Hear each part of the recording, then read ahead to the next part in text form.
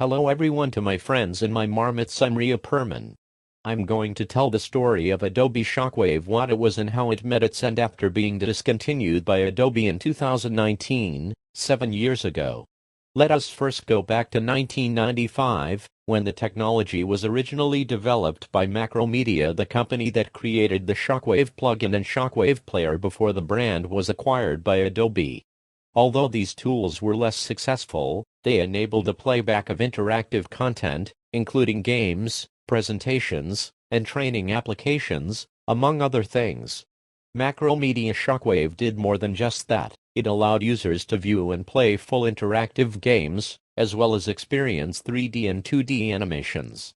The plugin powered resource-intensive and complex games on classic websites during the 1990s.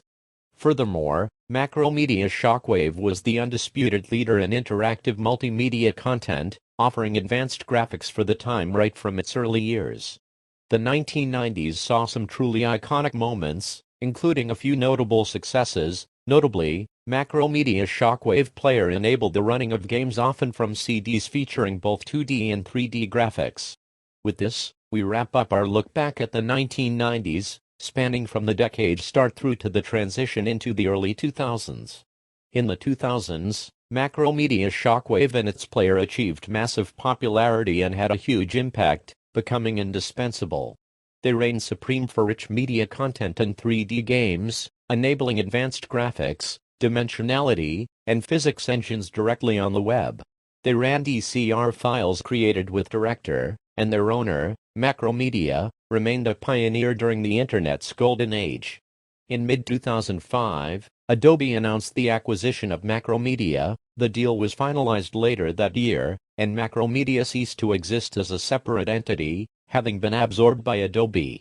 From that point on, Adobe took over the development of Shockwave and Player, dropping the Macromedia name in favor of Adobe, and continued their development through the late 2000s and early 2010s.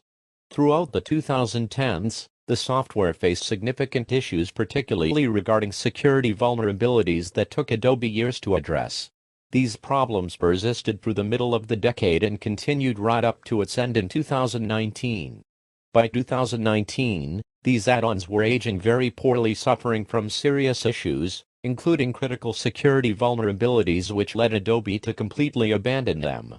The company ultimately discontinued everything on April 9, 2019, and removed the add-ons entirely. Browsers blocked the plugin, so if you want to play the games again, you should use a virtual machine or the Dear Player Shockwave emulator. Currently, the latter is only available as a Chrome extension, though it really ought to have its own dedicated website, just like Ruffle does.